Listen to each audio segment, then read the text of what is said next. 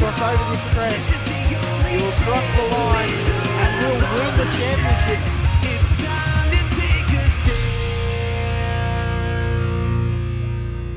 Hello, race fans, and welcome to iRacing Live as we get ready to bring you the V8 Supercar America Series presented by V8s Online. I am JD Smith. I'll be your host tonight. With me to call all the action will be my good friend Kane Kraft as we get ready to head out to Circuit Zolder for week 8 of action in the season. It has already been a pretty eventful season as we get ready for a big race tonight. We have the 3 different chicanes in this one, and as always, Kane, they always bring big trouble and big fun. How are you, pal? Good.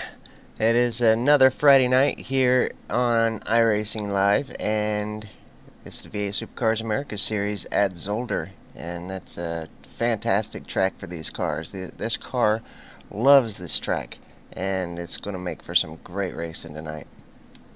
It is. 38 laps is going to be what's scheduled tonight, and we could see some pit stops. I'm not sure, Kane, of the mileage. It's going to be another close one, but I'm pretty sure we'll see these guys have to come in for at least tires, I know, as these chicanes are going to put quite a bit of wear and tear down. Yeah, I've heard that strategy is going to play a big role tonight, so I'm guessing there will be some pit stops and other strategy probably as well tonight. But like I said, the cars really do good here. I'm looking to see a tighter race here. The last couple of weeks, the cars really have gotten pretty gapped. Here at Zolder, I think we're going to see a good tight race. Yeah, we had a good one last week at Oran Park. Really good race there, but it's such a tight little track. So I think you're right, especially because this is a little bit of a larger track, Kane. I think we will get to see a good tight race. Now, we already talked about the 3 different chicanes here. They're really brakes is something we're going to have to keep an eye on. You get a lot of heat down there, and really getting on the brakes a lot tonight to wash all the speed off so you can get through the chicanes without any complications. The cut corners are going to be something to consider tonight. Guys can have some problems with some off tracks, and we remember over 38 laps, and you hit the incident limit. We've seen it be a problem in the past, so it's something to keep in mind tonight as we watch these guys prepare for tonight's event. Definitely with the chicanes here at Zolder, the off tracks is definitely something to watch, like you say, and we could definitely see a disqualification or 2 tonight. And some guys who are going to want some redemption. We've had a little rough run in the past weeks from some of the guys. They're going to want to get back out there and get their name back on the plus side of things. They may have had not the best start to this season as they would have liked, but we are officially headed down the second week of the second half of the season, and I know these guys are ready to get out there and make a name for themselves. Yeah, that's a good point. A couple of guys have had a couple difficult races in the last couple weeks, and this will be a good track to see those guys get back up there and have some good racing. Last week, a good race to the end with Marlon and Ethan Greg Galt. Ethan, I don't think Ethan ever did get around Marlon, did he? And Marlon ended up winning last week. Is that correct? That is correct. If you remember, Ethan had a little bit of an incident and that's right. And was wow, buddy, you just have a super jump back to memory there. But yeah, man, remember it was unfortunate. He was very lucky to come across second. Actually saved a lot of points. Yes, he did. That's right. That was exciting last week. Ethan Greg Galt on the final laps got kind of taken out by some slower traffic, but he somehow managed to keep it in second position. And like you say, he saved a lot of points by just keeping that car on the track and making it around those final couple laps. But so it's going to be exciting to see how he does this week. And that was the first race this season that Ethan didn't come across in that number 1 spot, I think. It is, and Kane, that's huge. Just think about the statement that you just made. It is last week was week 7, so he won the first 6 races of the season. You talk about defending your title, and I think he's done quite a remarkable job at defending his title. We've had multiple champions in the series in the past. Of course, Marlon McMullen, last week's winner, being one of those multiple winners, the 3-time champ since we've been a part of the broadcast on this series. And Ethan Griggault really is the guy that brings his name and talent to the table. He could definitely, I could really see him being a multiple winner as well. I don't see too much problems with him not winning last week. I think it just gets him a little bit fired up to come out swinging this week. I don't recall seeing him at Zolder in the past, so I'm not sure what we can expect out of Ethan tonight, but you got to think he's going to want to get back up into victory circle and come out of this thing with the W. So going to be fun to watch and see what kind of way he attacks the race tonight, whether he has a little bit more of an aggressive role or whether he kind of lays back to try to make sure he stays out of trouble. I do know one thing, though, buddy. If you notice, he did not win that race. He fell behind, something we don't see him do very often. And once he gets out in front, he has yet to been caught. So really, tonight is going to be important for him to get out front in the clean air and let him control this race. Make everybody race his race and not let him fall behind and have to race somebody else's. That's true. Another note is that his rival Marlon McMullen is very good here as well. This is a great track for Marlon McMullen, so this is going to be a good race probably to the end, hopefully. It's going to come down 38 laps. It's going to be a longer race, so you are going to have to try to focus and remember to stretch things out. This is not a heat run. This is a race you're going to have to keep a level head over 38 long laps, and that's the reality of the race. So you're going to have to attack it a lot different than what we had last week. Last week, short track, short race, totally different way of going about things this week. And I think we're going to see some of the guys that maybe didn't do well last week, maybe turn it around this week. The race will tend to, what's the word I'm looking for here? It will favor them better at this style racetrack. Well, so far, Ethan Griggault is out in that number 1 spot. Mitchell Ciolak up in 2nd place with a great time from Mitchell Ciolak. Marlon is down in 3rd with Joshua Rogers joining us today. A real hot issue here this season, not necessarily in the America Series. He hasn't raced much here, but in the overall series, Joshua Rogers is definitely a driver to keep an eye on. It's good to see him here in the America Series as well. So far in that 4th position. Driver I've not seen here in the America Series yet, here until today. Cooper Murray is in the 5th position with Paul Gorell. Paul had a great race here last night. He's in that 6th position so far. We've also got Bo Cubis, Mitchell McLeod here tonight. It's going to be a great race. 16 cars is what the size is tonight, guys. That is for the 1st and 2nd split this evening. And it's good to see some of those names in the field tonight, Kane. Bo Cubis, Mitch McLeod, some names that we've seen here in this series in the past. Good to see them here in tonight's event. And we wish them the best of luck as you have some veterans and you have the young guys as well. And it's been really fun watching some of these young guys come in here and really make a name for themselves. A driver new to this series this season, Zach Thomas. He got picked up by Simability just in the last couple weeks. He's so new to the team that I haven't even got him listed in the overlays yet as being with Simability, but the overlay, the skin on his car looks amazing. It's good to see Zach with a team. The amount of learning that he'll be able to do just being on a team and the progress that he'll be able to make is going to be good to see with Zach.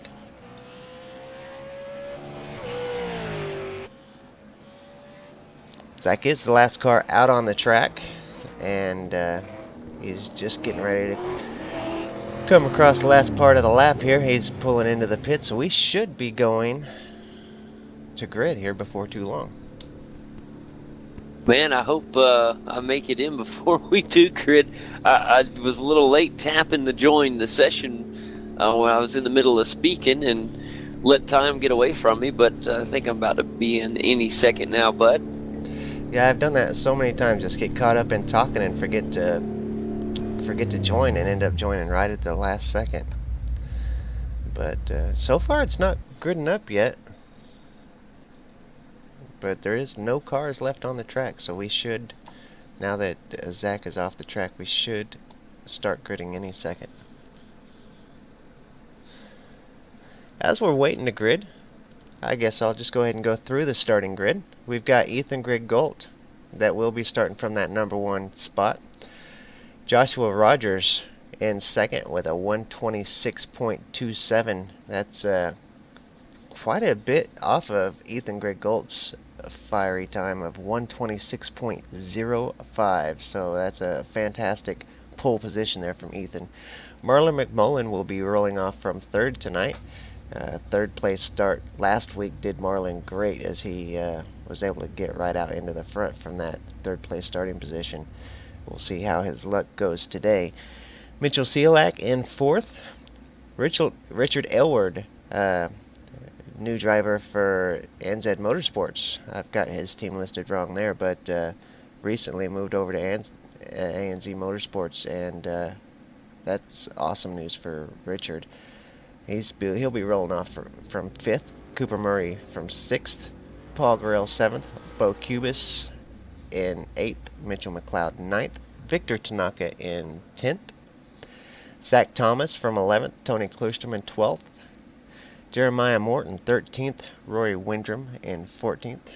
Jim Davies with us tonight. He'll take off from the 15th spot. And Martin Weir from 16th. And almost all the cars have got on the grid, so we're getting ready to go green here, guys. The field is set, and any second now, the lights should start lighting up here. The engines will rev, and we'll see who gets this big jump off of this one. It is week 8 action of the V8 America Series right here on iRacing Live. Thank you guys for joining us. Let's get ready to go racing at Zolder. The engines are revved. Let's get them loose. They're getting ready to head down into turn 1. And the lights lift, the gears, the clutches pop, no wheel spin. Let's race down into turn 1. Ethan Greg Galt with a nice start, but he's got some company on the inside. Remember Josh K. Rogers there on the inside. He was starting second. Ethan Greg Galt does find his way back out in front just ahead of the Pagnian machine. And a little bit loose there from the Pagnian. We're still side by side for third right now. On the inside, Marlon McMullen is going with Josh Rogers, and they're going to continue to race this out for third place. It is going to be a close battle. They continue, and you think this thing would kind of iron out. It's starting to pan out near the rear of the field as guys get single filed out as we get ready to head into the first chicane. Josh Rogers in coming right up on Ethan Greg Galt. Those two are out in front. They have a nice little lead over the rest of the field, and they continue to battle 1 and 2. Good job by Josh Rogers to hang up here with the defending champ. Some bad news for Victor Tanaka as he's quite a ways behind. He's 12 seconds off the field. I never did see anything happen there on the start, but Victor definitely, 13 seconds off the field. Man, I tell you what, Kane, you just don't know how good it is to have working equipment. It just is amazing. I have had some of the worst luck. And we got side-by-side racing up here for the lead, guys. It's Josh Roberts out on the outside. Can he get the pass done? No. Not going to be able to get things done this time. The Sim Pit Commodore gets around the Falcon, has a little bit of grip down on the inside. He gets shut down as Ethan Greg Galt continues to maintain with a lead here on the second lap of 38. And this is going to go down to the wire, guys. They got a long race ahead of them, but they're going up. They want this clean air.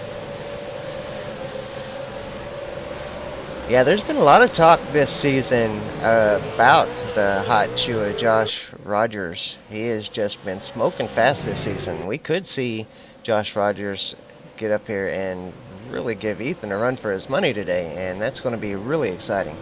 It already is exciting. I'm telling you what, it's how long can they keep this up, as these two have continued to go at it since the drop of the green flag. And I tell you what, Kane, Josh Rogers has done an amazing job of working around Ethan Griggault. He's tried the inside, he's tried the outside. He's not doing the same thing. He's switching it up, and he's trying to find out what's going to work for him and the Pagny and Falcon. If he can find any type of advantage, he's going to hold on to it, use it the next time by.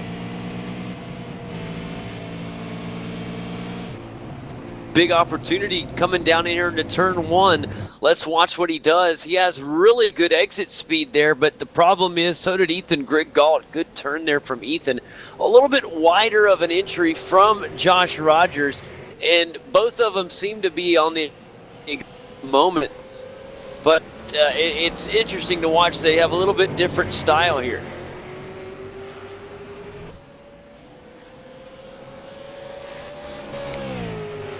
Let's check back a little bit further in the pack. We do got some other battles going on here as well. We've got Mitchell McLeod in 6th.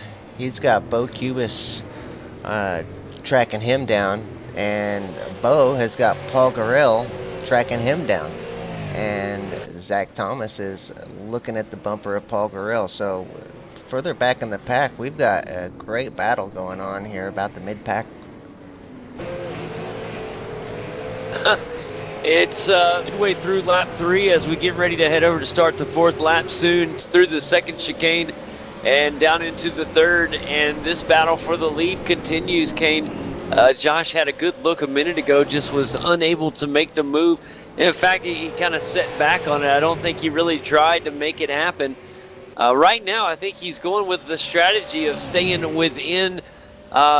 Oh, here he goes. Good touch and run right here on the inside. He'll make a pass, but he went in a little bit too deep. Kane, he went a little bit aggressive there, and that is going to cost him that lead. He had it for a second, but just drove it in a little bit too hot, and that caused Ethan Griggault to get more grip on exit, and he was able to take a tighter turn. Good job right there from Ethan Griggault to maintain that momentum, and it carried him right back into first place. And they're going to continue to battle. There they are, bumper to bumper down into the chicane. He's going to look to the inside. Josh Rogers has a good opportunity here, and it's going to stick this time. Ladies and gentlemen, we have a new leader. It is the number 5 Pagny Ford Falcon. Josh K. Rogers takes the lead on lap 4, and this is going to be a battle. This is not going to be the last time we talk about these two today. Yeah, the camera is a little frustrating here at Zolder. About every turn these guys go around, the camera gets stuck behind a tree or a building or something. This would be a good track for some custom cameras. I don't know which package I'm running, but I've experienced the same thing except for the TV2 camera, or 3 or whatever I was on just a second ago. It's the only one that I've found that it's easy for me to call from. There's just a lot of obstructions here at this track, a lot of stuff going on. I'll tell you what, Kane, speaking of Josh Rogers, now once he has found the lead just about not even a full lap ago, and here he is. He's put about a 3-car length lead in between him and Ethan Griggault, and that's actually extending. So this could be big time for Ethan Griggault to show us what he can do once he falls out of this lead. He doesn't have the fresh air anymore. Can he get back up there and put that pressure on Josh like Josh put on him? I don't know. Josh doing a fantastic job getting out there and getting away from Ethan Griggault. He's doing to Ethan what Ethan has done to everybody else this season. Once he gets out in front, he just pulls away and is almost impossible to catch. And Josh is having that kind of luck tonight. He's got out front and he's just pulling away.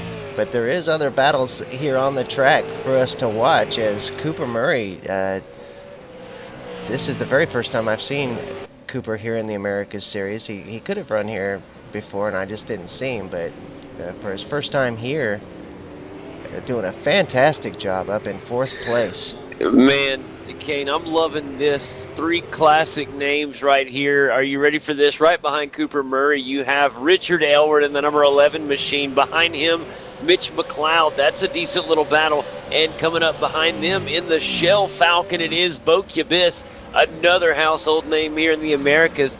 And these 3 guys right here from 7th to 5th really have a chance to have a 3-way battle here shortly. Fun to watch. Also, another 3-car battle right now. Paul Garrell back there in the 9th position. He's right there with Jeremiah Morton and Tony Klusterman in the Simability machine coming up in the rear. Yeah, there is a couple really good battles here. A couple 3-way battles here about the mid-pack level that are going to keep us having some really good racing to watch here tonight. Richard Aylward has made his way up to the rear of Cooper Murray there, and this is going to be a battle for that 4th position.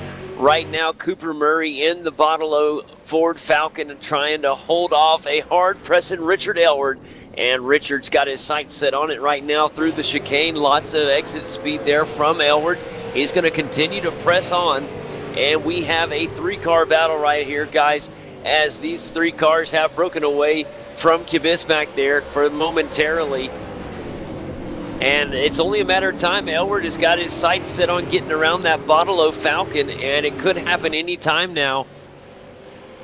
No, this is something worth mentioning. Richard Aylward has raced in the Americas Series for a couple of years now. Definitely a very well-known driver here in the Americas Series. Richard just in the last few weeks, just this season, has joined up with ANZ Motorsports.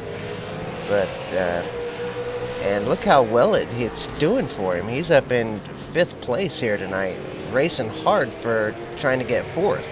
And it just kind of goes to show you that a lot of drivers like to be on their own, or they just haven't even tried to get on a team. Being on the right team can really make a lot of difference. Not typical for us to see Richard Aylward up here fighting for these top positions, but he's got on the right team, and it's really done a great job for Richard. He's up here running great. And while that's going on, right behind them in the Torque Commodore, here comes Mitch McLeod. Don't forget about Mitch. He's not too far off, and he could be coming in to make his move momentarily. Kind of just right when I started talking about him, lost a little bit of momentum that he had carried earlier. But still a 3-car battle, and you can't forget about that Shell Falcon back there, the number 3 car of Bo Kibis. He'll find his speed soon, I promise you. He always does. Behind him, can you mention Zach Thomas, the newly addition to Simability, loving the livery on the number 4 car. And right now, he's leading a pack of cars. That is Paul Garrell, Jeremiah Morton, and Tony Klusterman there. And he's representing the team very well early in this race. Looks like a slowdown for Paul Guerrero there, as he's lost a couple positions to those guys. He was leading that pack of 3 cars that were battling out there. Now he's down to the back of that pack. It don't look like he's got back up to speed yet. No, I was just checking in on the Kimmy's Rural Fencing Commodore, and you're right, Kane. Paul Garrell there in the 13 car has gotten himself a slowdown, and he's having a little bit of trouble finding his rhythm. That's something that we don't think about or take into consideration. A lot of times these slowdowns can knock a driver out of their rhythm, and really the penalty is not so much the initial, but actually the recovery, trying to find that rhythm that you had just a moment ago.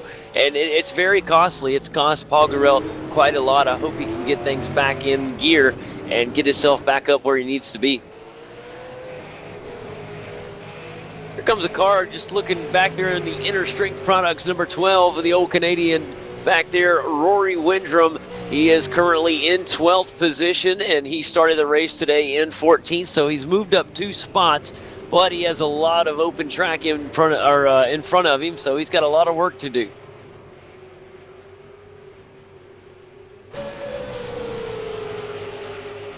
The closest battle on the field right now, Richard Aylward on the bumper of Cooper Murray. Looked like he was going to go to the inside there, but thought better of it, and it did remain back there in the 5th position.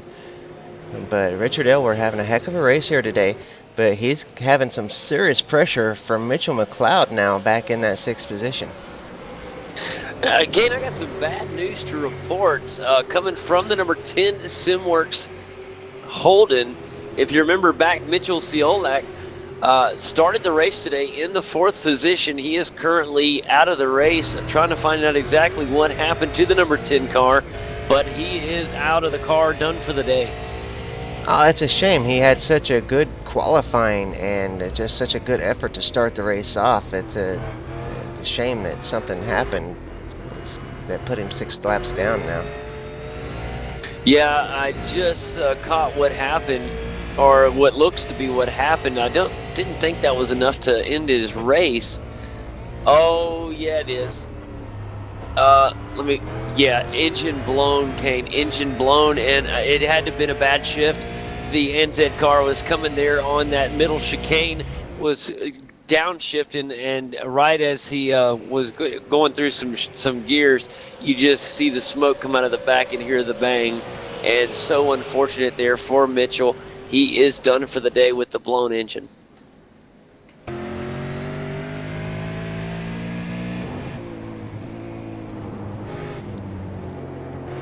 On board the rear bumper cam now of Cooper Murray, looking back to Richard Elward, who's just been such a hard charger today. Fantastic to see. And Cooper Murray doing a great job holding off Richard Elward.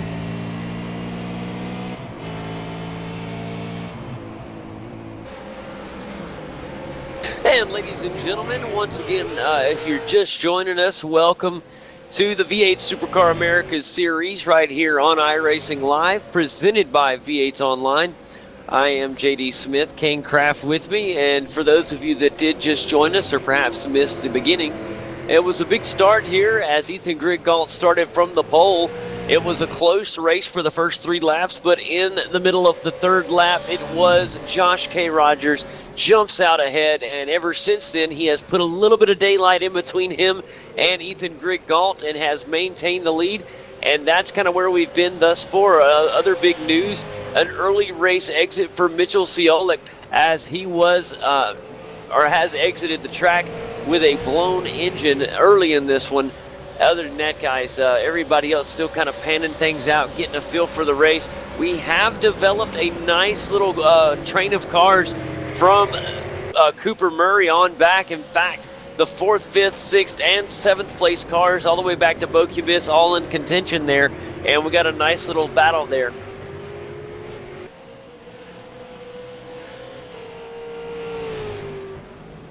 I'm actually very impressed, Kane, with that number 14 car, the Bottle Falcon of Cooper Murray, as he's been able to keep some very fast drivers at bay. Richard Elward, Mitch McLeod, both of those guys have had really good pace, and he's been able to stay up there through some pretty shaky times.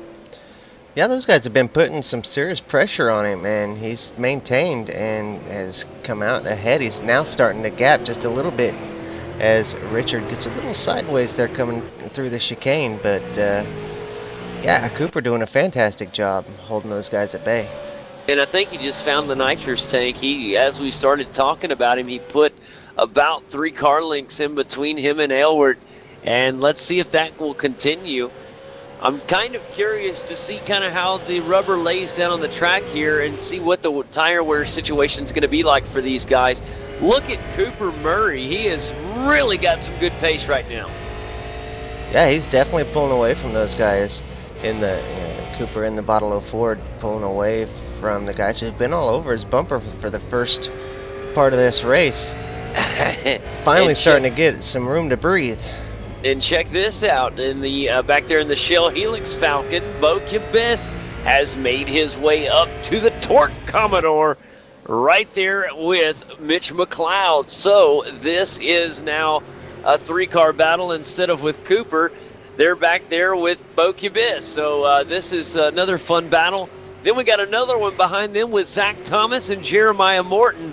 They're going to start battling for that 8th spot as the Simability Commodore battles right there with the simulated machine there of Jeremiah Morton. Jeremiah Morton going to look to the outside. Of course, not enough speed there before they go down into the chicane there. So he does a good job of staying on the bumper, though. Very good job.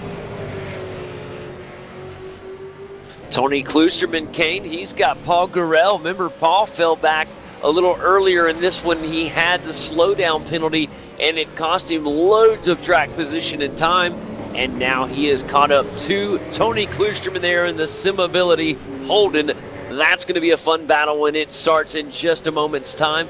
Tony Klusterman doing a very nice job of making sure he keeps some air in between the two cars. He does not want to let Paul Gurrell get any type of draft on these longer straightaways, kind of like what's about to happen right here on the front stretch as they get ready to head down into turn one. Paul Gurrell just ate up the space in between the two cars. He tries to go to the inside, does not get the speed needed to get around the Simability Commodore. He's going to have to drop back, try again, and he does just that. He's going to look to the inside here through turn three, and still he has a great run, but runs out of straight track as they have to make the right-hander there, and he'll have to file back and try again. Kane, he's going to do it again. He's going to go to the inside this time, down into the chicane, and Tony Klusterman will let him get by with ease, and I think that was a smart move by Tony. Very aggressive there from Paul Gurrell in a good way. He was just, he had the speed coming on. He was not giving up. He was very relentless to get around him, and he did just that. Oh no, a little bit loose there. Scary moment for Tony Klusterman. I thought I saw the back end get a little bit sideways. He does a good job of regaining control. No time really lost there from the Never Quit Racing car. A little bit further up ahead, Richard Elward has caught back up to the 14 bottle of Cooper Murray. Cooper Murray. Sounds like a song, doesn't it? It kind of does, yeah. Yeah, see what Cooper Murray has, see if he has an answer for Richard Elward, guys. Last time Richard Elward got up there within a little bit of some striking distance, the turbo boosters got put on by Cooper Murray, and it's going to be fun to see if he does it again. This Zolder is just such a beautiful track. This is one of the first tracks they used all those extra shaders and shadows and all that on, and it just is an amazing looking track. It is a beautiful track. It's no matter where you're looking, every part of this track has beautiful scenery, whether it's the architecture of the track itself or some of the buildings or even the beautiful nature and trees around it. It's just an all-around beautiful track, and I like the layout as well. Oh, here we got a battle on our hands. We may have a pass from the Torque Commodore. Mr. Mitchell McLeod, as he looks not going to happen right now. You're on lap 14 of 38. Man, these guys are giving us an awesome battle, and it's fun to keep up with them. I feel like I'm watching an Uno deck. We got green, red, blue, and yellow coming down the track. That's actually funny. It is. Very colorful field here tonight. I guess the black on the cars with those colors, it makes me feel like a hand of Uno. But who's going to be the last card left out of these four? Right now, it is Cooper Murray who's able to hold on to the 4th spot momentarily. Richard Elward gets a little loose there on an exit, but he is okay. I've seen a couple loose turns here, a couple loose cars on exit, Kane. It makes me start to wonder how these tires are after 15 laps. What is going to be that point where we start to see some of the guys head down pit road? Yeah, it don't look like the tires are holding up too good here at Zolder, as we are starting to see a lot of the cars get really loose. It's been a fast 15 laps. That it has. Richard Elward now drops back into the clutches of Bo Cubis. So must have got a slowdown or something. I was looking right at it and didn't see what happened, apparently. 15 laps are in the book. Josh Rogers has led 12. Ethan Grigg Kane has inched a little bit closer to Josh, so we could see the rebounding Ethan Griggault. This is not over between these two for the battle for the lead and potential win. And it's going to be fun watching these guys go down to the wire. He's definitely in range of making an undercut in the pit stops or something and getting that battle active again. If they stay out of the pits for another lap or two, they are coming up on some potential lap traffic. Interesting to see how that may or may not play out. And so I will keep my eye on that. The car that they would be coming up on is the number 8 machine of Victor Tanaka and his SimAbility Commodore.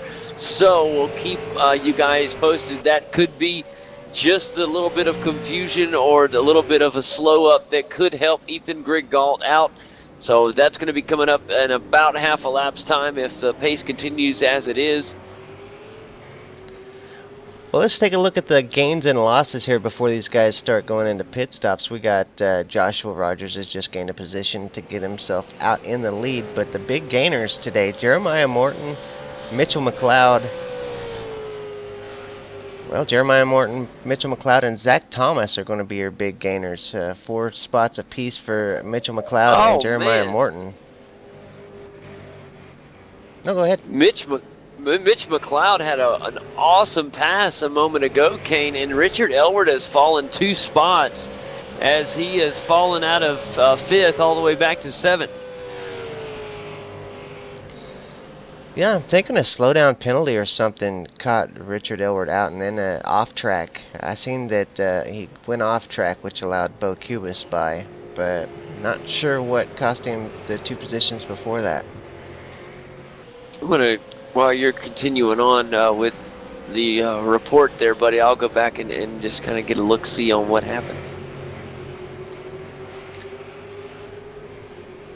Let's check back in with those battles that we had a ways back with Jeremiah Morton, Zach Thomas, Paul Gorell, Tony Klusterman.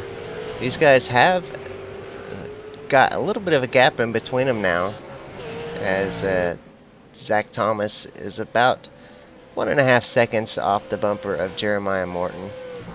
Paul Gorell back there is slipped off to about the same distance behind Zach Thomas, 1.3 seconds.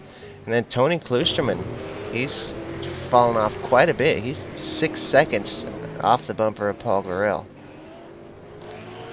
He's now in the clutches of Rory Windrum. Kane, no slowdown penalty for Richard Elward. Fantastic driving from Mitch McLeod and from Bo Cubis.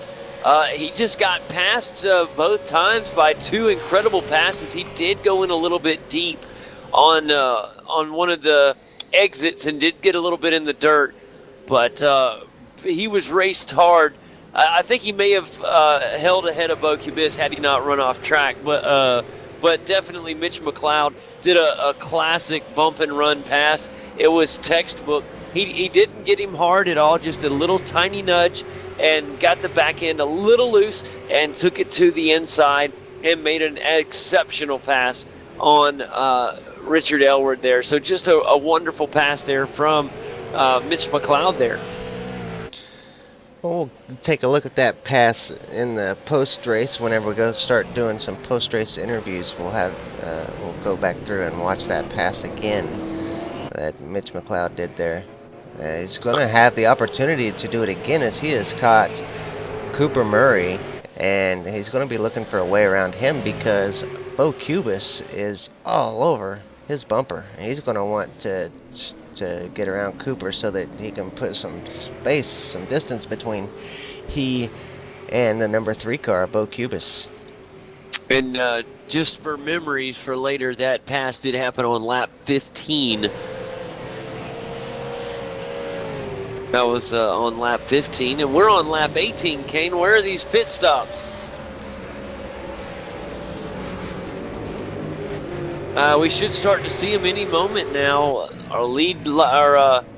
That lap traffic had just came into play as Ethan Griggault just got around the SimAbility car, and looks like there's not going to be any change. Both drivers did a fantastic job of getting around Victor Tanaka. Of course, Victor doing the classy thing, making sure he's out of the way. And our battle between our front two leaders there, Josh Rogers and Ethan Grigalt, will maintain it about a car length and a half. That's where we're at for now. Who's going to be the first one to dump down into the pits, Kane? I'm wondering if these guys are even going to have to pit.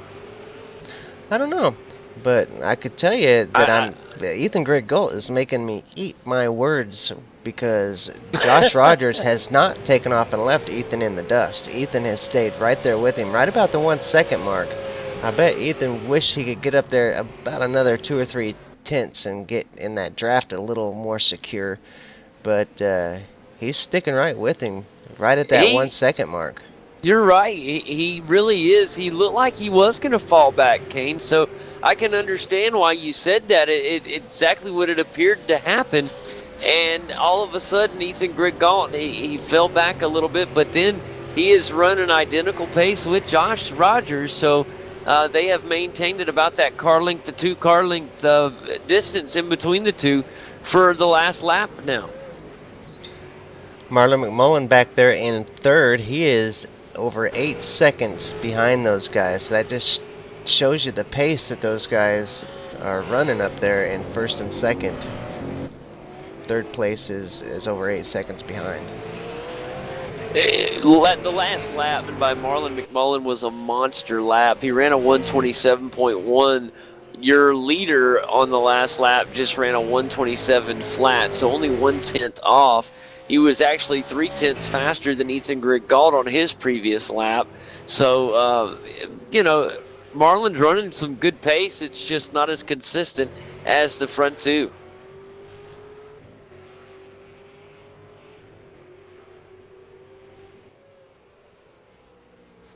Whew!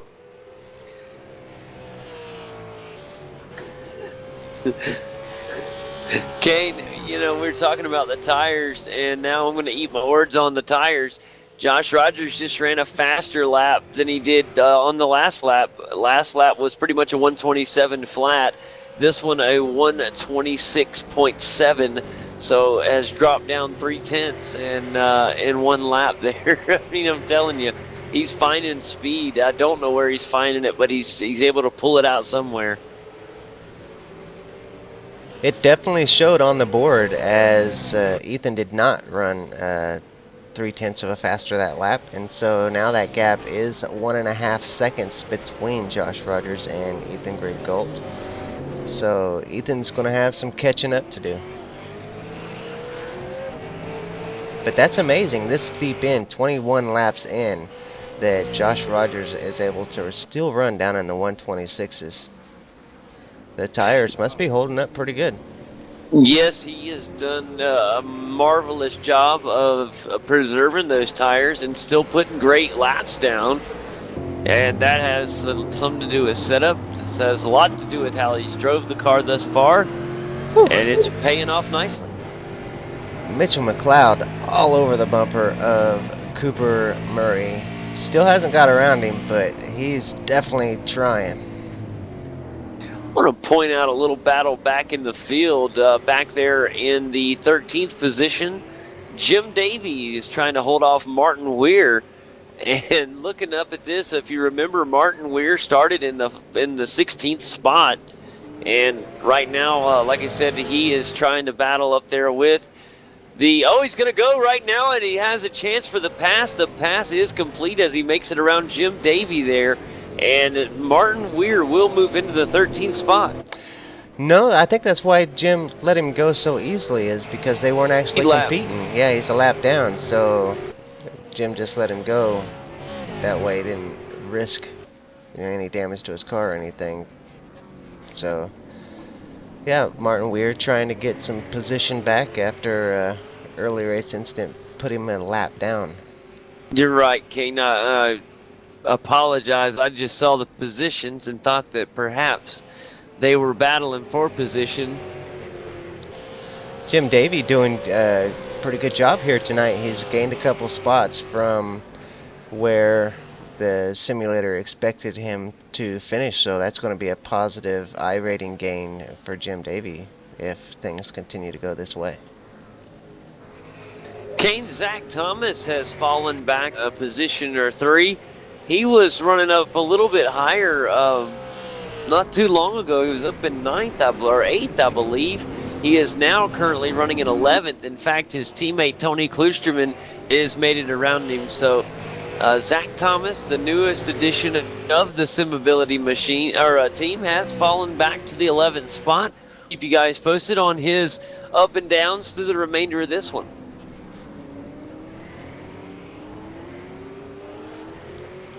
Let's check back up at the front as Josh Rogers just continues to pull away. Now 1.8 seconds ahead of second place Ethan Greg Gold. That's unbelievable pace.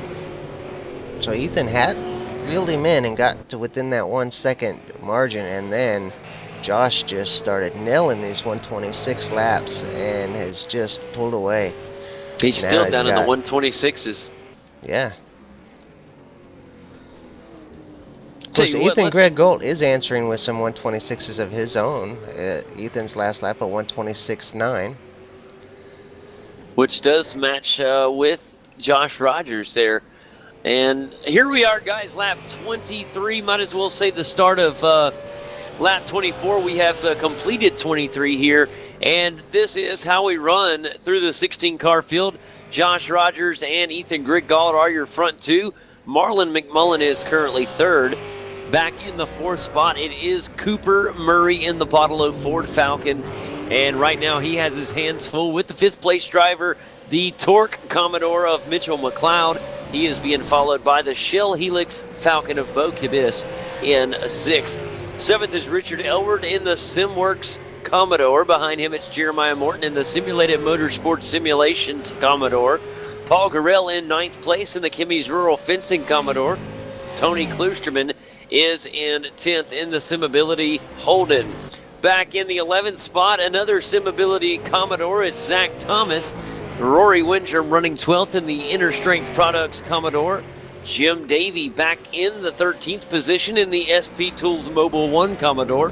And Victor Tanaka currently 1 lap down in the Simability Holden. Martin Weir 1 lap down in 15th in the Vortex Commodore. And, of course, an early race exit for Mitchell Ciolik, who unfortunately had to get out of this one a little bit early in his SimWorks Commodore. So that's how we run, guys. 24 laps side by side with Bo Kubis and Cooper Murray, as Mitch McLeod and Bo Kubis both get around Cooper Murray. Again, that's exactly what they did to Richard Elward. They did the exact same to Cooper Murray.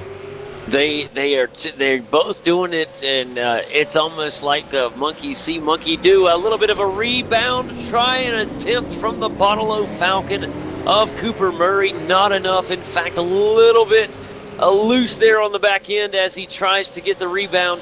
He's got to worry about Richard Elward now, Kane. He got a little bit too aggressive, and now Richard Elward with a chance here to possibly gain a position as he comes up on the tail end of Cooper Murray.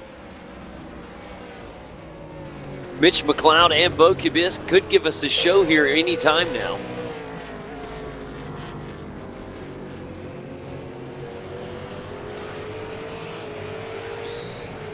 You can just see Bo Kubis, the more he drives, the more time he spends back in the car. You can just see his talent coming back as he took so much time off. He kind of had to get used to driving the car again, and now the more time he spends in it, he is really picking it up pretty quick, and seeing him do a fantastic job behind the wheel. Man, Bo Kubis is staying right on the tail end of Mitch McLeod, and they're going to continue to battle for this 4th place position. And Bo Kubis, we didn't even give him the credit, but yeah, he has worked his way up into the top 5. He was running 7th earlier. I think he was down as far as 9th in this race at one point. I think you're right. We know he started the race in 8th, but I'm pretty sure you're right, Kane. I believe he went down into 9th at one point. Cooper Murray with another big tire burn, so I think Cooper Murray's tires are pretty well gone, as he's lighting them up around about every turn now. Well, what I'm thinking, Kane, is if here we are, lap 26 of 38, and if you haven't pit yet, I'm thinking you're going to try to hold out, because I just think that you would have pitted somewhere around the midway point, but in between those, somewhere around lap 20 or 22. And here we are on lap 26, might as well go ahead and say the start of 27, and nobody that I'm aware of has pit, so it looks like they're going to run this baby all the way out. Maybe so. This is one week where I just didn't get any strategy from anybody to know what's really going on with the strategy this week, if they're going to be pitting or not. But maybe they are able to get 38 laps here in the alternate track configuration is older. Boy, he got loose again, Kane. Cooper Murray really loose that time. God, I'm loving the smoke. Yeah, it's awesome. I don't know if Cooper Murray's liking how loose the car's got to be feeling right now, and I'm concerned. He's still got good pace, though, even as loose as the car is. He continues to be able to hang up ahead of Richard Elward up there, back there in the SimWorks Commodore. The 11 car is trying to get up there and put his car in a battle with Cooper Murray. He just can't seem to get up there. On the other hand, Bo Kubice is remained up there with Mitch McLeod in the Torque Holden, and these two guys battling it out. Classic Ford Hold battle. Two classic drivers in Mitch McLeod and Bo Kubice, both guys with extreme talent and extreme experience. This is a fun one. Going to go down to the wire. Yeah, a great race here for 4th position. And it's going to be one we're going to watch for the next 11 laps. How about this? Marlon McMullen, a driver we haven't talked much about, in 3rd place. He's making his way around lap traffic. Victor Tanaka. And we haven't had much time to talk about him, but he's in a podium position, Kane. And the car has run well all day. It's just hadn't got a lot of camera time because he's kind of been in fresh air all day.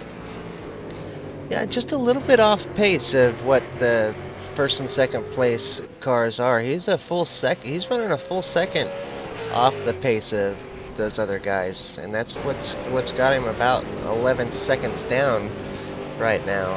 And that's definitely unusual for Marlon. Usually he's a lot closer to pace than that. Well, I think the last lap he just had a bad lap because he was running on pace with Ethan Grigalt about 2 laps ago. So either he's had a tremendous fall off just in the past 2 laps, or he just had a rough lap. But it could be, Kane, he could have started to just fall off that much. It's very possible. Well, I tell you what, these first 2 guys are just smoking fast here today. To pull 11 seconds ahead of Marlon back in 3rd and the rest of the field. Ethan was really far back. Josh Rogers into the pits. Okay, so Josh Rogers is headed down pit road, and so we do have some pit stops beginning to happen on lap 28 of 38, so maybe these guys are having to realize that the tire wear is enough that we have to stop. It's going to be worth our while to stop in and put fresh rubber, maybe even a little splash into the tank and get back out there. Paul Gurrell, Kane, if you remember earlier in this race, he had fallen back with that penalty, and he has slowly but surely inched his way back up, and the Kimmy's Rural Fencing Commodore has made its way up just behind Jeremiah Morton in the 8th spot. So a good battle on our hands as the battle for 8 commences. And you got 2 cars with some pink there in them, and they're going to fight there for 8th place.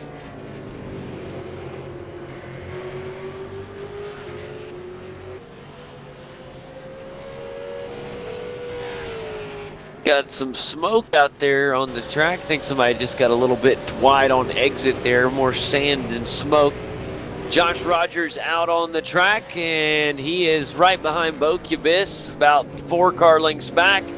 And we'll keep an eye on him and see what happens with our new race leader and what is going to happen with him. Ethan Greg Galt opts to pit, so he will stay out.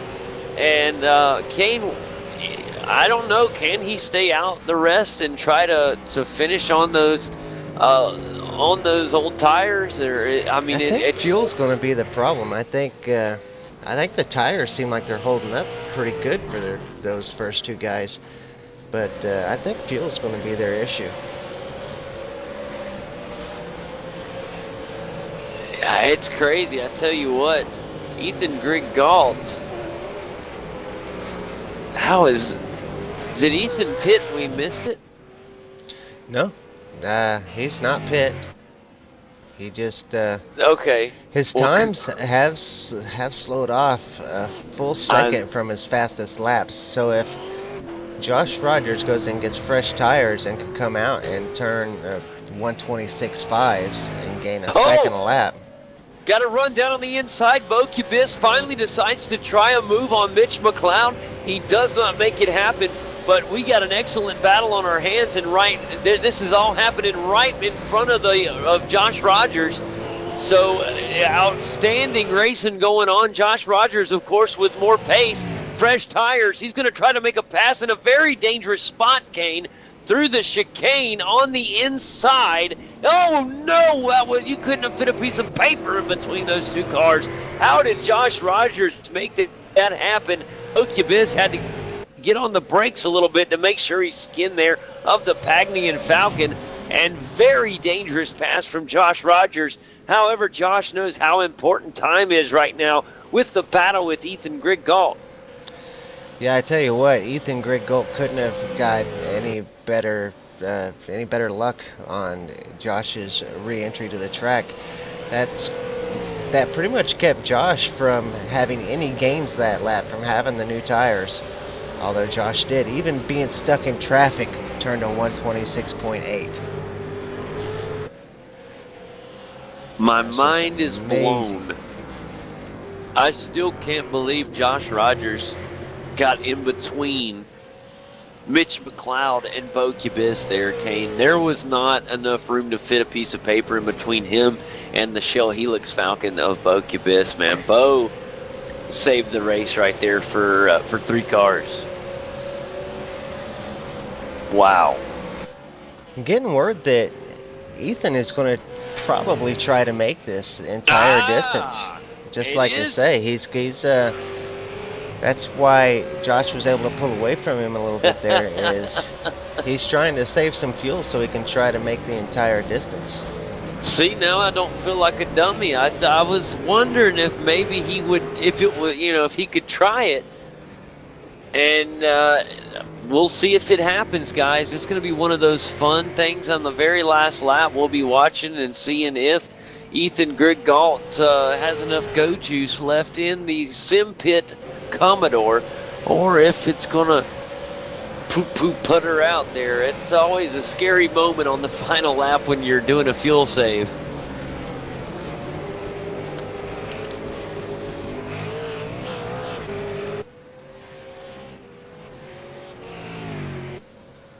Boy, it's getting down into the nitty-gritty. Kane, lap 32 at 38.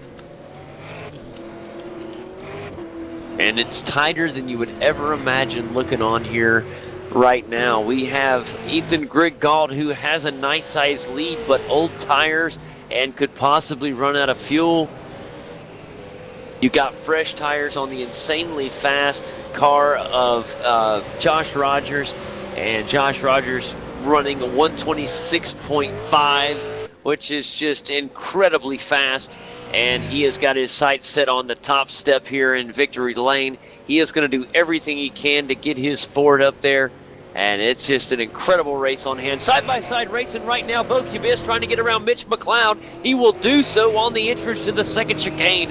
Beautiful job there from the Shell Helix Ford Falcon, as Mitchell McLeod now will have to try to regain his spot back from Bo Cubis. Oh, look at the front of his car from being stuck behind Mitch McLeod for so long. No. iRacing is just amazing at the physics that they do, just allowing the oil and stuff to be able to get stuck on the car behind you and on the windscreen. Let's take a look at his windscreen. If the car looks like that, I can imagine what the windscreen looks like. Yeah, it's got to be really, really rough. Yeah, visibility is really down for Bo Cubis in that number 3. It doesn't seem to be hindering Bo at all, though. Bo Cubis, we know he was back as far as 9th at one point in this race, and now he is in a spot for a podium finish here. It's been an excellent day for the Shell Helix Falcon. Can he keep it up for just a few more laps? He's got himself in a great spot right now, but he's not over. Mitch McLeod is an incredibly talented driver, and the number 6 Torque Commodore is pushing on. I'm going to mention back in 7th place, Rory Windrum managed to get around the number 9 of Tony Klusterman and take over that 7th position. So good job to Rory on that. That's a great finish for Rory. It is for the Inner Strength Products machine, the old Canadian.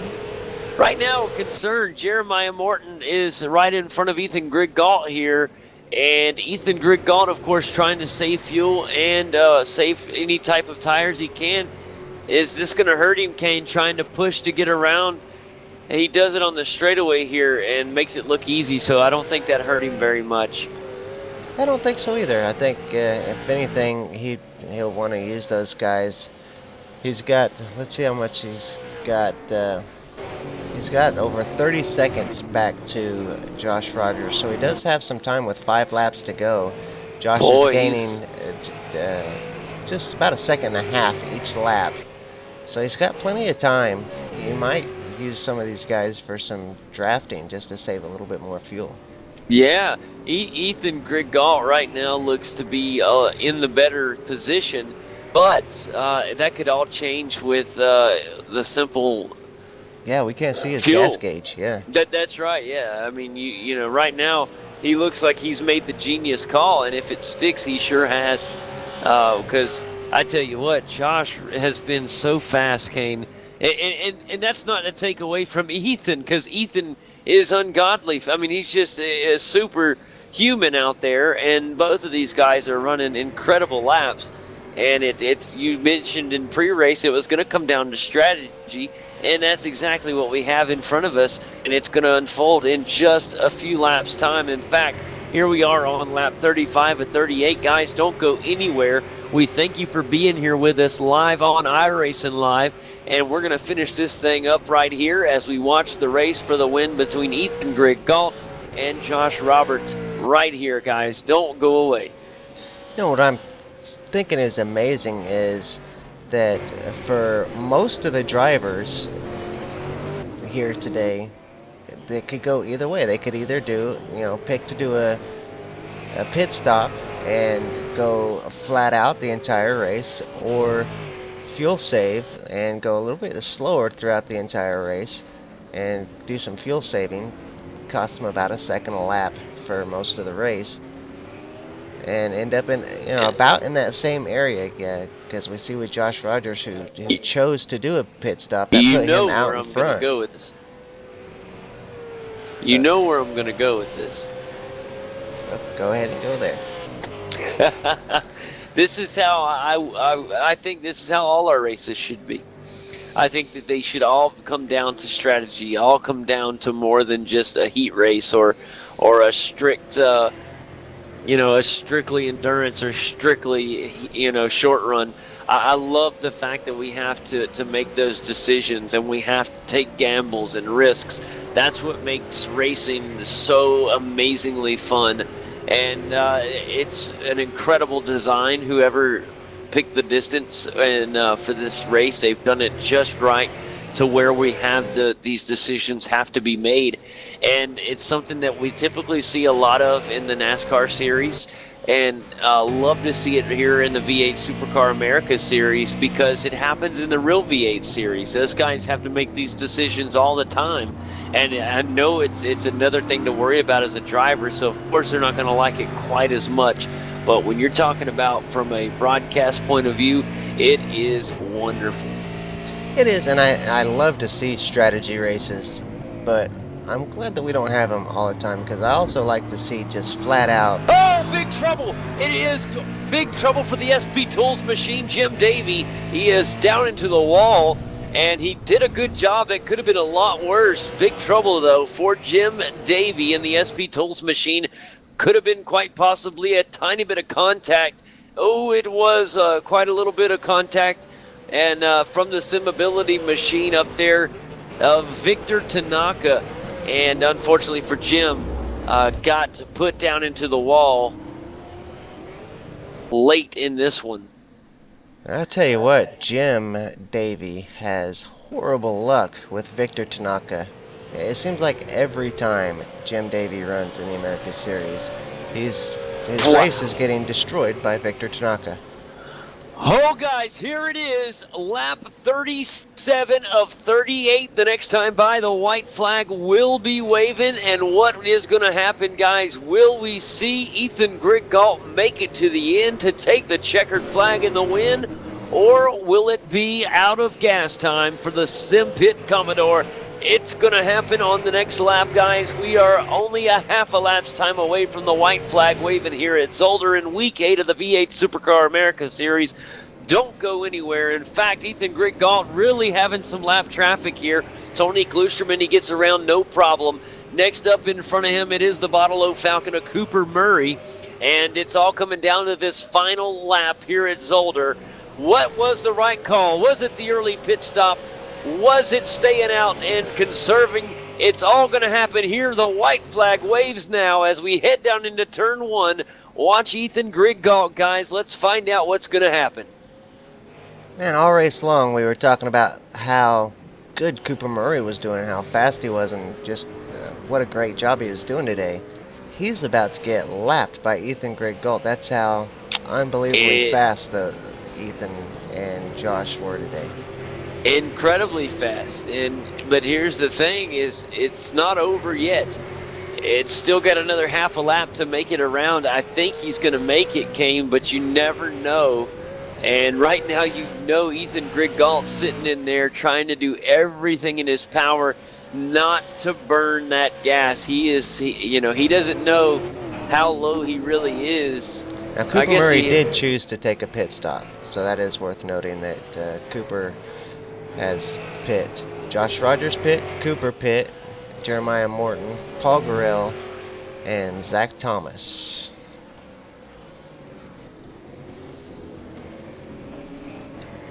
Everyone all right, else guys, has decided Ethan Griggault ready to come down for the final stretch here, and it looks like he may make it to the end. One more big way to go. It is going to be Ethan Griggault who's going to take the checkered flag in Week 8 of the V8 Supercar Americas Series, and the risk pays off for the Sim Pit Commodore. Great race. What an incredible run there. It pays off for Ethan Griggault. No risk, no reward. And the reward is a win here at a tough track in Zolder. Coming across in second place, guys, it's going to be Marlon McMullen, who was able to jump up, and his persistence paid off as well.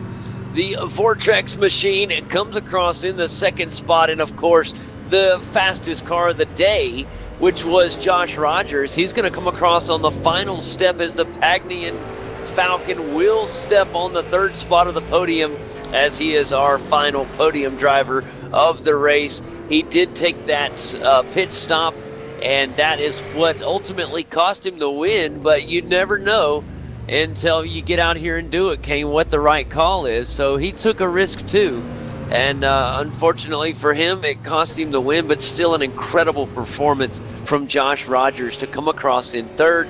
In fourth place. What, Josh did learn something here today, though, and he's going to take that with him to the Monday night race, and we're going to see Josh really put on a good performance come Monday night. Oh, I'm sure it's going to be outstanding.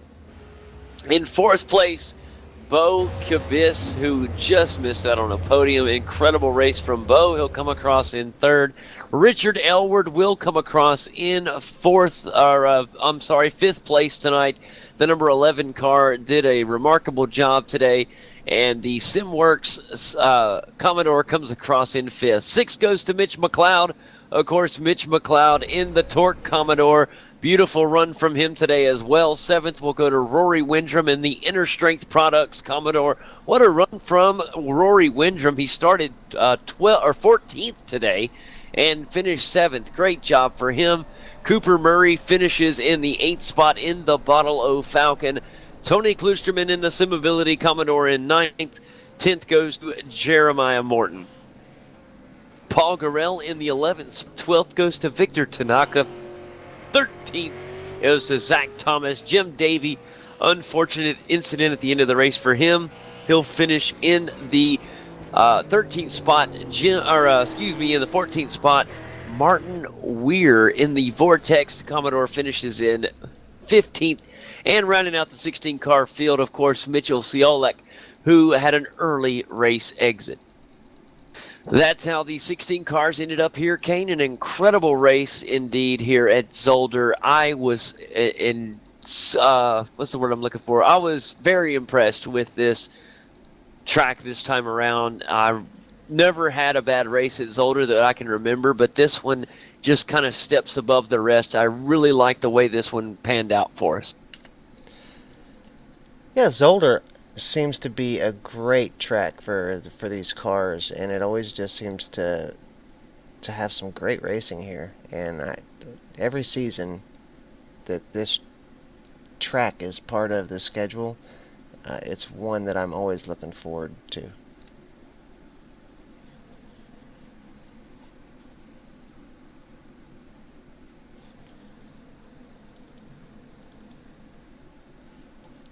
This one had, with the addition of the strategy to come into play, definitely made this one, pretty amazing. The fact that half the drivers pit, and we've seen Josh pit, but he still finished ahead of nearly everybody. Just 2 drivers were able to make some time on Josh Rogers without pitting, but he was able to pit and still finish ahead of drivers like Mitch McLeod and Bo Cubis, some really fast guys. So that strategy of pitting, it could work in the right field. I would say a driver like that finished in that position where Mitch McLeod and Bo Cubis were, it could have went either way for those guys. They could have pit and went faster throughout the race, or fuel saved, and they probably would have finished around that same place that they did. Well, race after race after race, they continue to give us incredible action out there on the track here in the Americas Series. It has been one heck of a way to start off the 2016 campaign. Season 1, where 8 weeks are in the books. Ethan Griggault, ladies and gentlemen, has won 7 out of the 8 weeks so far, and he continues to be the front runner to defend his championship.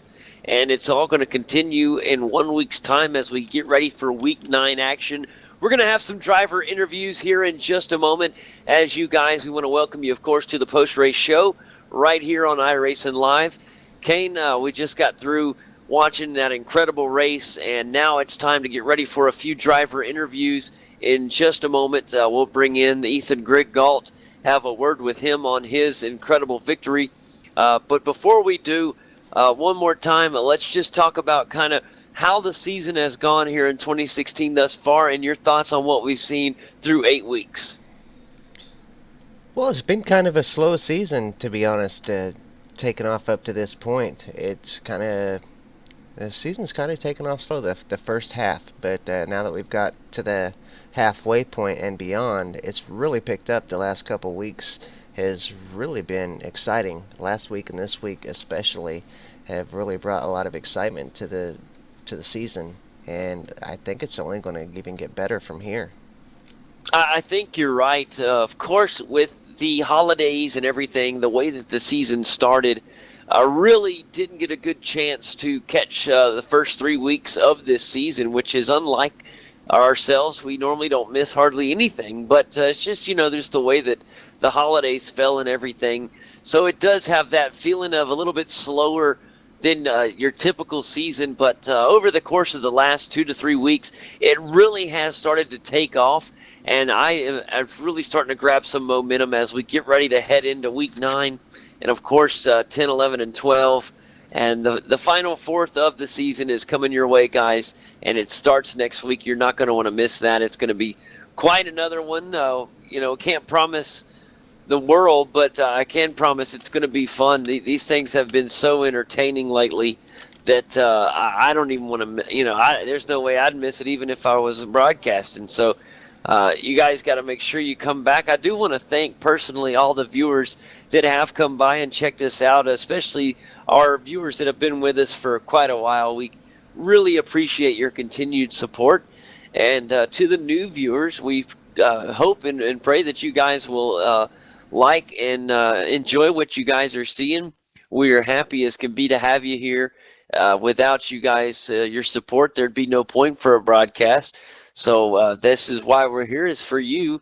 And we hope that you guys will continue to show your support for us, and we'll continue this show. It'll continue as long as people care. I want to mention, if you're new to watching the series, you can catch us on Facebook. We're at facebook.com/V8s Online. We also have a Facebook page for the V8 Supercars Americas series that you can find with just a quick search.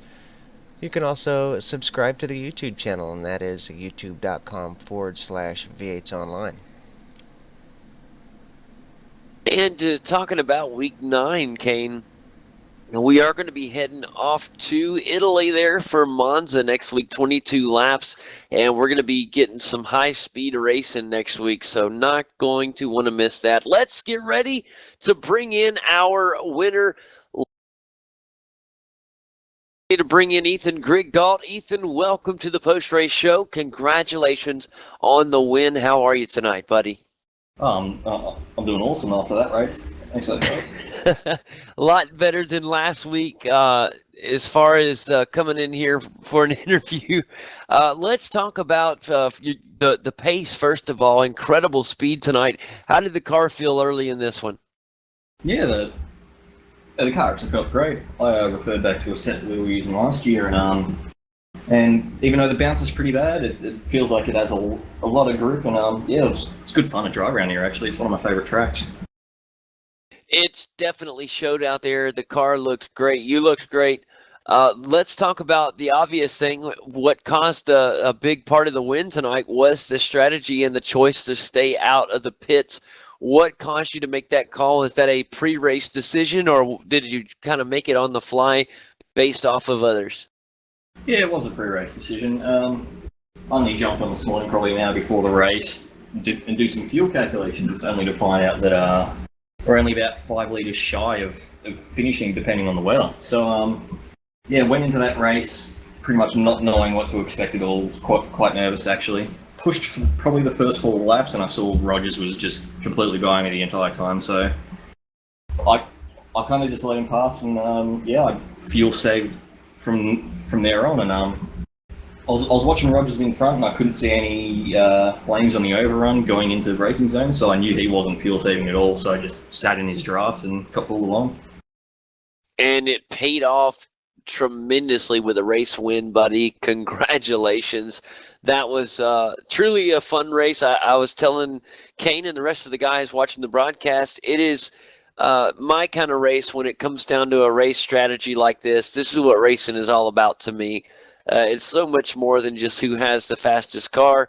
It's all about the decisions and making the right calls, taking risks, and having it all pay off in a big way. And that's exactly what tonight's race was. Yeah, I was pretty much back and forth all on the iRacing fuel and all that, just stressing the hell out because wondering whether I'm going to make it at the end or not. Like trying to calculate laps to go with fuel laps to go, and I'm just glad I came out with the win.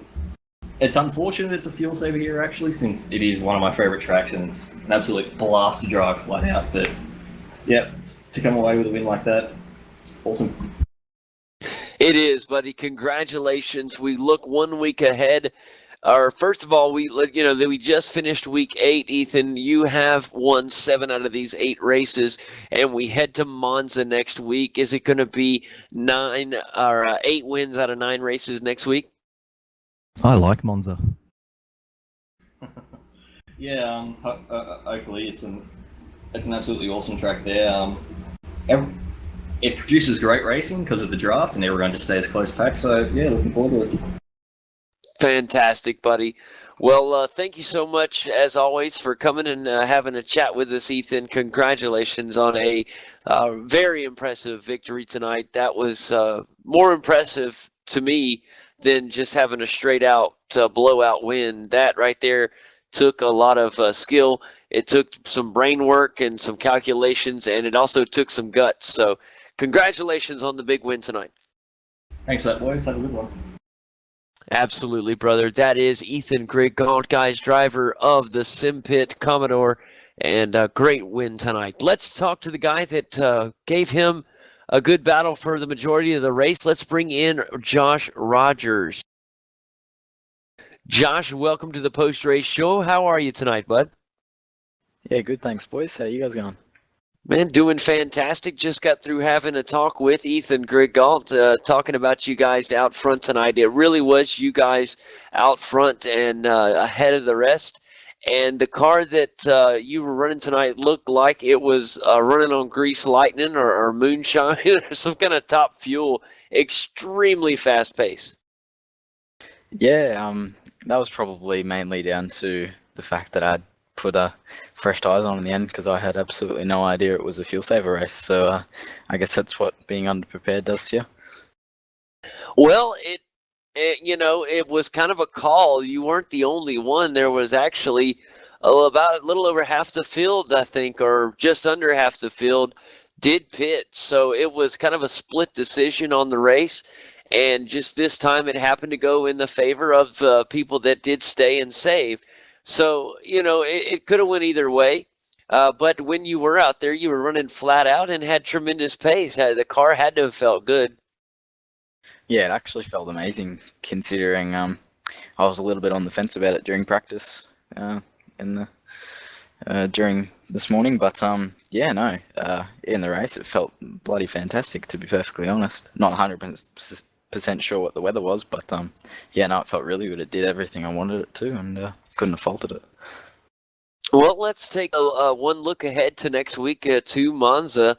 And I've never seen you run at Monza. Is that track going to benefit your driving style? I haven't really done a lot of racing at Monza, no. But hopefully I can do something for next week. It's usually okay for me. Does suit it a little bit, but we'll see what happens. I don't think it's going to be a whole lot different from Zolder. It's not identical, obviously, but you're going to have some long straightaways and some chicanes.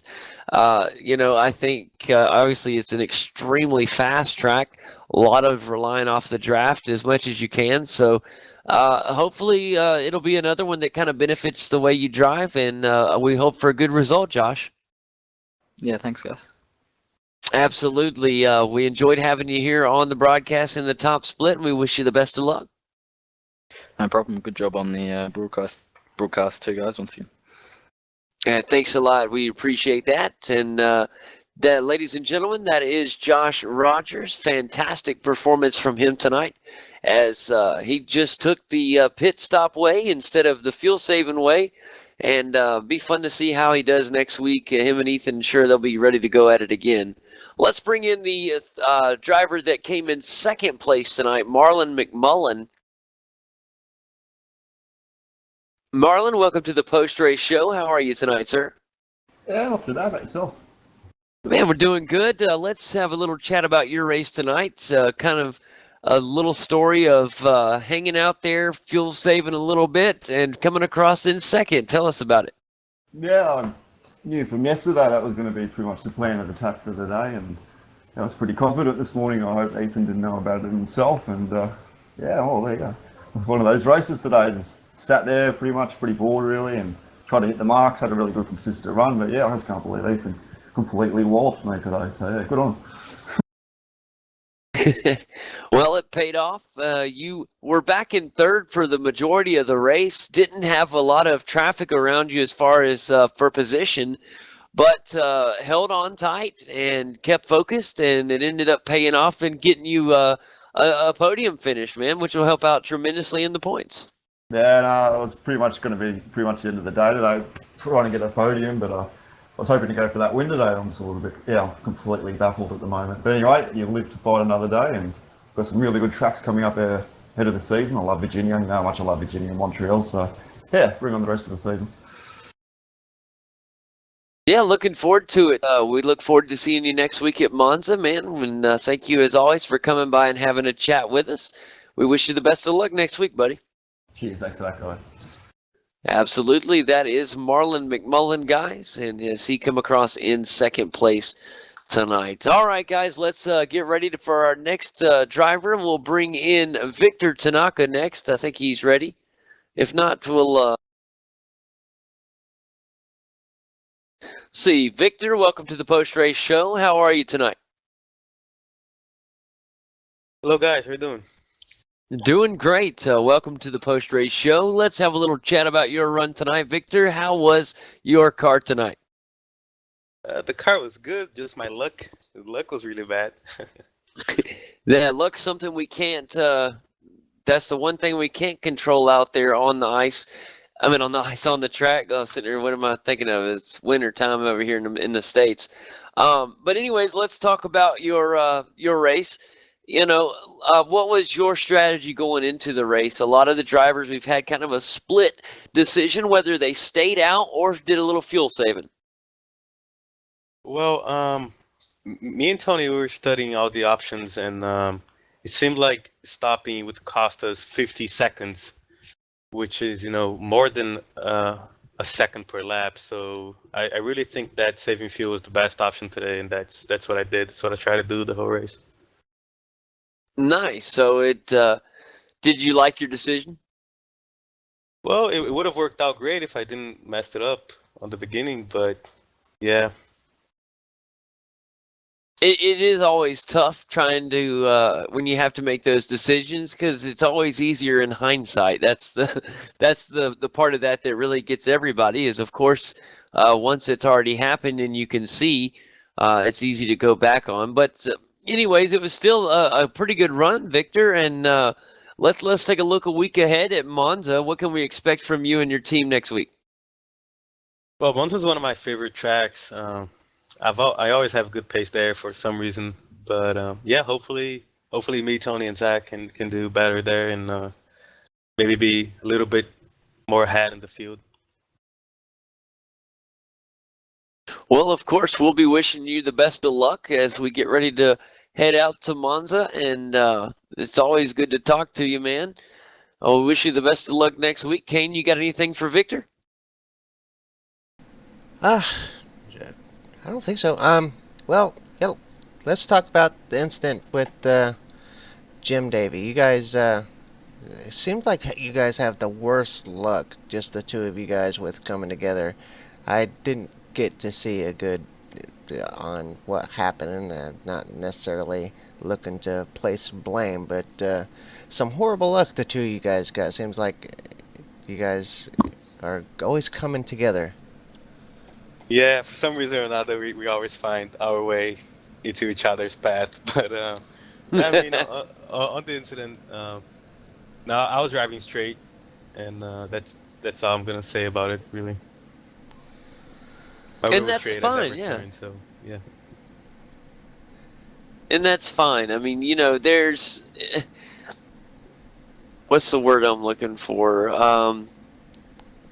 Well, sometimes it just happens. I mean, you think that maybe it's hard to say without it sounding, but sometimes it's just luck. I mean, you guys may just get together more.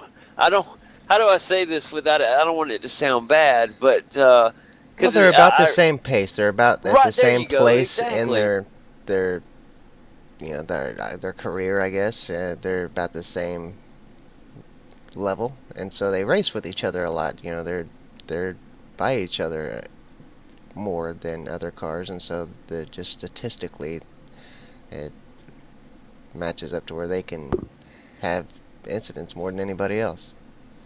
Yeah, hopefully I'll just get faster and be far away from him. Whatever helps you, you know.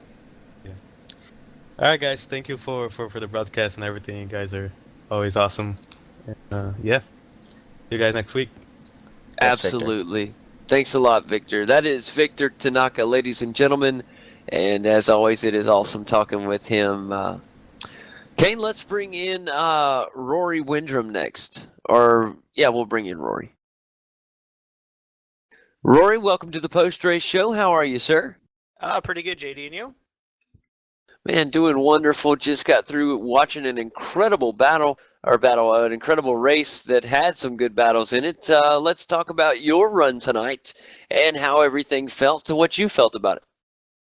Race felt pretty good. Last night was a bit of an eye-opener for me. I thought we were going to need a pit stop, and I did some calculations right before the race last night, and I knew I'd be mighty close to making it the whole way, so I thought I'd give it a shot, and it worked out last night not too bad. I ran out of fuel going into the last corner, but I knew that if I was a little bit better on the last few or throughout the race, I'd be able to make it a little bit better tonight.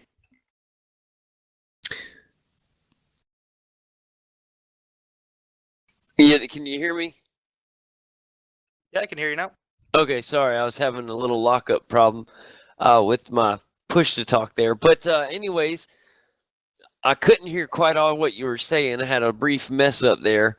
What were you saying right at the end? I was just saying that I just managed my fuel a little bit better in this race, and it worked out a lot better. I ran out on the in lap, not on the last lap. Hey, but you know what though? It was a big race for decisions and taking chances, and when it pays off, it makes a huge difference. Yeah, absolutely. I didn't feel I lost too much pace. I know I'm a little bit down from the front runners, but I didn't feel I lost a lot of pace saving fuel on this track, so it was worth a shot. It is, and you know, we look ahead next week to Monza, and Monza, I'm not sure on the laps. I didn't quite, I said it, I believe, but I can't remember exactly what they were. Not sure if that's going to be a pit stop race or kind of like what we had tonight, where you're going to have to make a decision. But is that going to be a track that's going to benefit you?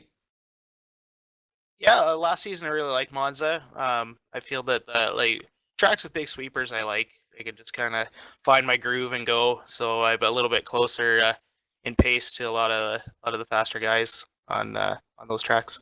I always love asking about Monza because a lot of the guys either love it or hate it. But I'm excited to see kind of how the race is going to unfold. It's little guys a little bit more comfortable there this time around, so I think it'll be a little better race this time around. Looking forward to it next week. And of course, that's going to be the start of week 9, the start of the final quarter of our season 1. And we wish you the best of luck, my friend. Thanks a lot. Absolutely, buddy. That is Rory Windrum, guys. Another great run from him. As always, a pleasure to talk with him. Let's bring in Zach Thomas real quick, and then, of course, we'll bring in Jim Davey after that. Don't let you know it's 22 laps next week. It should be a sprint 22 race. laps. So a sprint race, those are some long laps, though. But you're right. It'll be interesting. Zach Thomas, welcome to the post-race show, sir. How are you? I'm doing good. Man, glad to have you here. Zach, let's talk about your run tonight. Tell us about it. What'd you think? I had the pace for probably top 10 if my wheel didn't like lose the force feedback, and I was just trying to not crash it into the wall after that. Wow, so lost the force feedback in the wheel. And when you're used, some of the viewers that listen and may not understand, when you have a certain feel, a lot of driving, when you log these laps, it's a lot of muscle memory and a lot of instinctual driving. And when you lose the feel for your car, it's like driving blind almost. Yeah, I agree. It was really hard, but after about 10 laps, I started to get the feel of just seeing if the car was going to slide or not. Wow. Well, considering that happened, an incredible run, man. I didn't realize that the force feedback had fallen out of the wheel. Is it a problem that you're going to be able to fix, or is it something that you're going to be stuck with? If I usually just unplug it and replug it, it fixes. Kind of reset it and get it back right. Gotta love things that do that. That's my internet all the time. But Zach, looking forward to seeing what you can do next week, and hopefully no problems, and continue to watch and you continue to improve. Loving the new car. Yeah, thanks. Yes, love the new Simability car. It looks awesome. We'll find out who painted that. You know who painted that car? Did you paint it, or? No, I think it was Tony. Tony painted it. Wow. Okay. Fantastic. Cool. Tony, I know you're listening at some point. Awesome job on the paint. Yeah, I know Greg has painted a lot of their liveries, but Tony may have done this one. Good stuff. Well, thanks a lot. As always, Zach, it's a pleasure to talk to you, buddy. We wish you the best of luck next week. And as always, have a good one. All right, you too. Absolutely, buddy. That is Zach Thomas, everybody. That is Simability's newest driver, or Never Quit Racing's newest driver, rather. And let's bring in Jim Davey. It's finally time to have a word with him.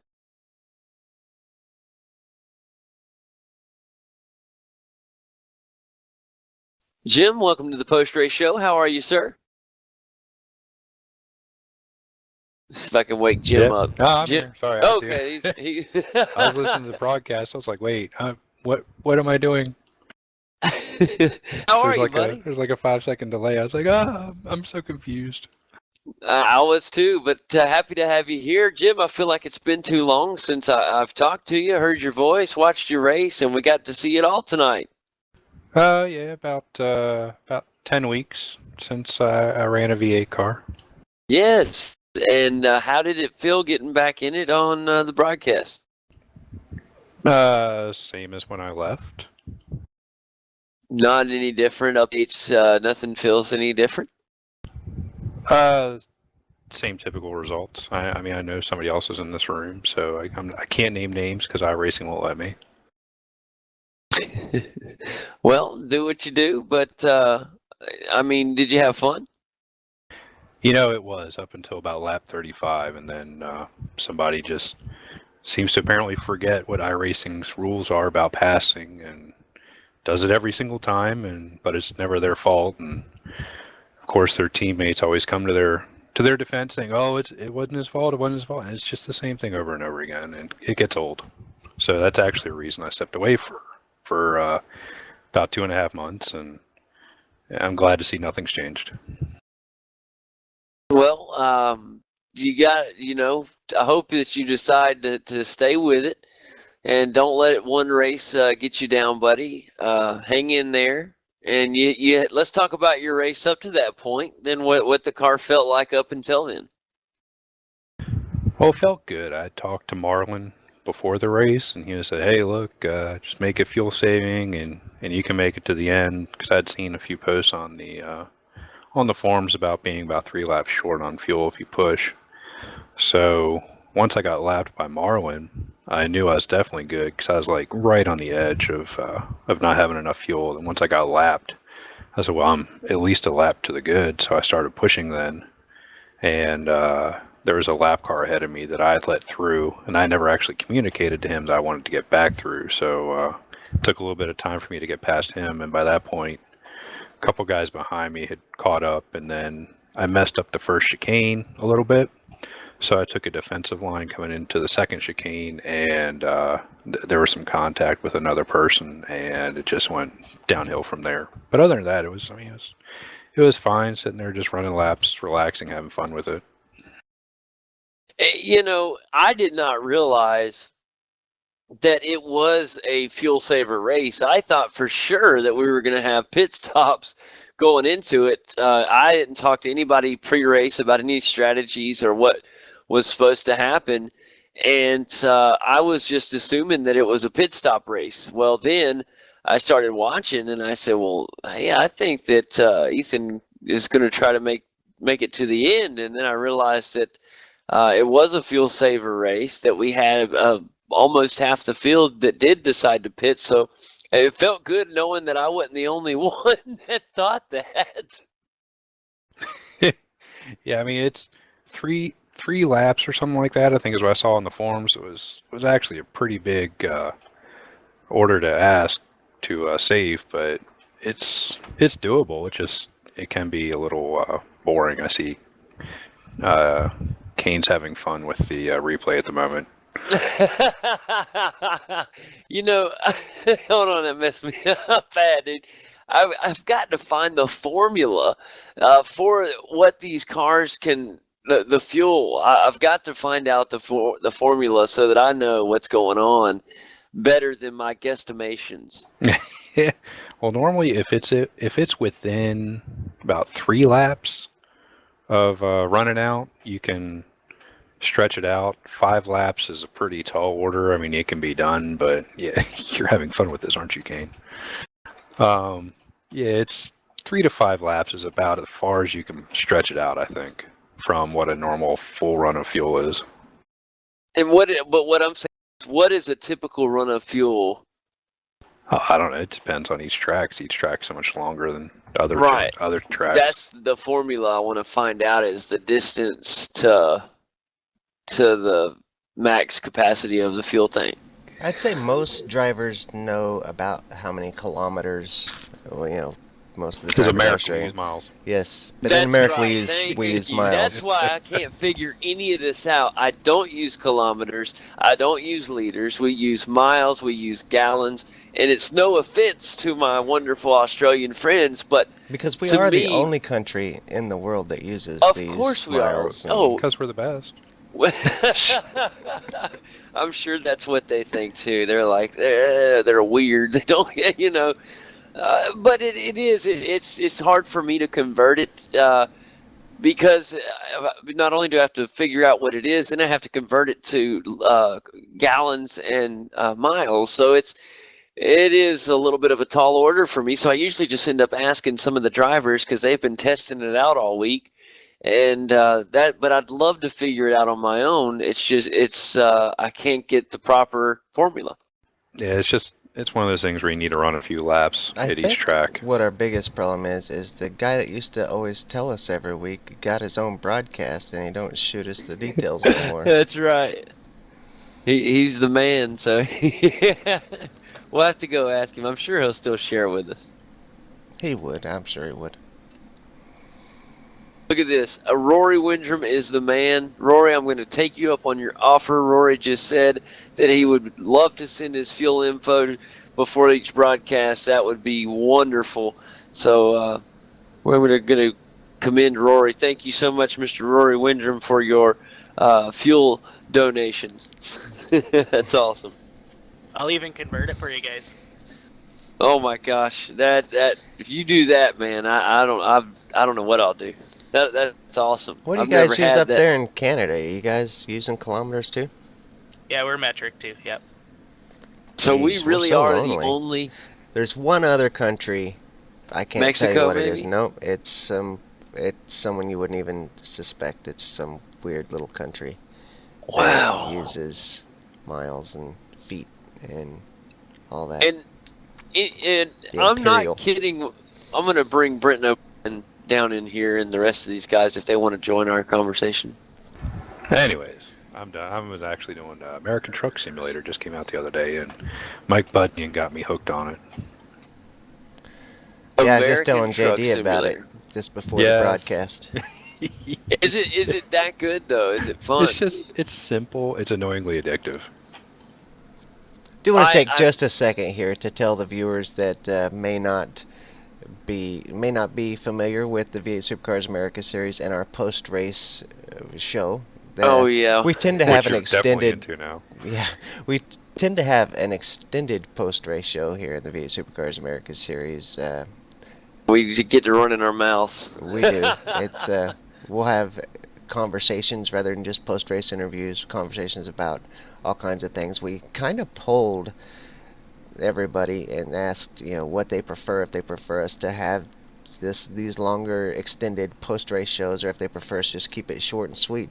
And most everybody said that they actually enjoy getting to know the drivers and just the longer conversations, and they said they didn't care how long the post-race show went, that they preferred that we continue to do it this way. So that's why you'll see a lot of times that our post-race shows kind of get off topic, and they just sometimes will go on for, we've had an hour and a half of post-race show before, which we won't be doing that tonight, but it's happened. Yeah, it has happened, and it will happen again. So, but here's the way I look at it: you can always turn the channel or whatever. We'd love to have you with us, but it's fun. We just get on here. We always have our discussion last. That way, you get your interviews in your race if that's what you want. But it's kind of just bonus content. If you want to hear us ramble on and find out about just random things, then join our post-race discussion. Get on there and make comments. I'm sure that we'll try to look at the comments as well. We'll bring up a good point on the broadcast as well. But back to American Truck Simulator. That would be your cue, Jim. Or Jim done dipped out. Yeah, so American Truck Simulator came out in the last couple of days, and a lot of guys have got this Truck Simulator, and they've been playing it for the last several days and posting their pictures and their trucks and telling their stories on this trucker game, and it actually sounds like some fun. I might end up buying it myself, but okay, I guess that's I will the conversation. say this. Yeah, I will say this really quickly. I thought that Train Simulator would be the most boring thing in the world, and I watched a video on YouTube, and I was like, Boy, you're lucky that Jim Davies already left, because that's what he does for a living, drive the train. But I really did, and then when I watched a video of it, I was impressed, so I decided to give it a try. I bought it and fell in love. It was super fun, and so I know that when they had Euro Truck Simulator, I was like, that's cool, but I've never seen a Euro truck. I mean, we live in America over here, and just so it'd be fun, but it's just, I'm used to our American rigs, so finding out that they've made an American one, it makes me want to, it really makes me want to do it as well. I just gotta wait till I get the better computer. It's very close, very close. It is very close. Kane is in the process of putting together my new PC, so really looking forward to that, buddy. But I'm good. I'm done on the broadcast, man. I am fulfilled everything tonight. I really want to thank all the viewers again for coming and hanging out with us tonight and enjoying. I hope you guys enjoyed the race. It was a fairly good race. I enjoyed it a lot, and we'll be getting ready for week 9 at Monza next week, which is going to be an exciting race. Monza, of course, like the Talladega of road racing, so that's enough said right there in itself. So, yeah, Monza, make sure definitely you guys... a famous track that has a lot of history, and it's really, I didn't think it would be as good of a track for the V8 Supercar as what it has turned out to be. The V8 Supercars really end up having some great races here, so I've kind of grown to really like Monza. So look for an exciting week next week. That's it. Yeah, Monza will grow on you. Yeah, look for it next week. That's it from me tonight, guys. I hope, like I said, that you guys will come and join us next week. Remember, if you do watch our broadcast on YouTube later, please give us a thumbs up and subscribe to V8 Online if you would. It helps us out and the drivers and all their sponsors and stuff. It really makes a difference. We thank you guys again, and we look forward to seeing you next week. We'll be back same time, same place as we get ready to attack Monza. Y'all have a great week. We'll see you next Friday.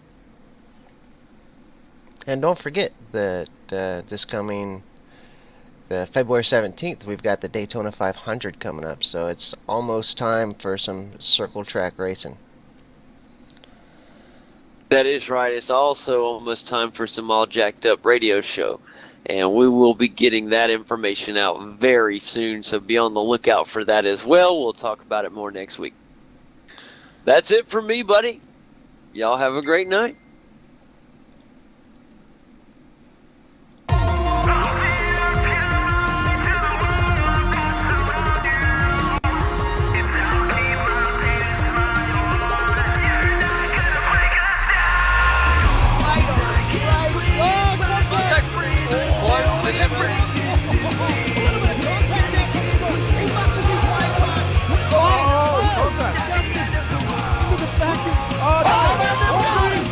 Muggleton just has to cross over this crest. He will cross the line and will win the championship.